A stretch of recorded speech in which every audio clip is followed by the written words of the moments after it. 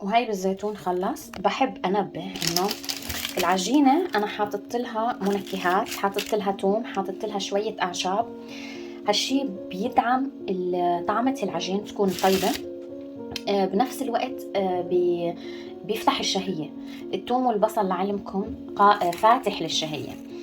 طبعا مو مبين ولا بتحسوا فيه. الناس اللي بيقولوا احنا ما بنحب الثوم، ما بنحس فيه ابدا نكهه الثوم، ولكن في طعمه كتير لذيذه بالعجينه كلها مع بعضها، يعني مع الحشوه مع كل شيء محطوط على البيتزا، فبيعطي نكهه كتير طيبه. والاعشاب مثل الروزماري، مثل الزعتر البري، مثل هاي الاعشاب اللي بتنحط للبيتزا.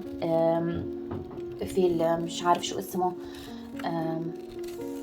الاشياء هيدي بتكون مجففه كتير، تفرق يعني معنا بنكهه البيتزا. فهي ضيافتنا صارت جاهزه، ولا احلى من هيك. لانه اليوم جاينا ضيوف، مو على غدا، بس انا حبيت يعني انا ما بقدر، لازم اعمل شيء اقوم بواجب الضيوف. فحبيت اني اعمل هدول تشكيله، شي بالزلامه، شي بالجبنه وذره لحال، شي الزعتر. طبعا هذا زعتر اردني، زعتر كتير طيب حامض رائع، الزعتر الاردني لا يعلى عليه. وهلا انا عملت اخر وجبه بالزيتون كنوع من التشكيله، يعني لا نقوم بواجب الضيوف. حتى صحيح مو جايين على الغدا، بس يعني هيك نقرشات جانبية، ممكن نعتبرها عشاء. في عندي كمان أنا عاملة تشيز كيك. شوفوا هذا التشيز كيك، أنا حطيته شوي بالثلاجة لأنه بتعرفوا التشيز كيك لازم ينحط بالثلاجة.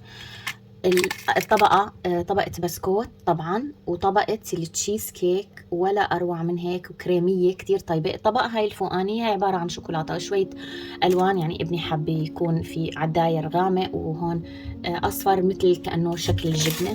فتشيز كيك رائعة جدا. ممكن أعملكم بعدين وصفة عنها، يعني طريقتها سهلة سهلة جدا، ما بتحتاجوا تشتروها من برا، مكونات ولا أحسن من هيك.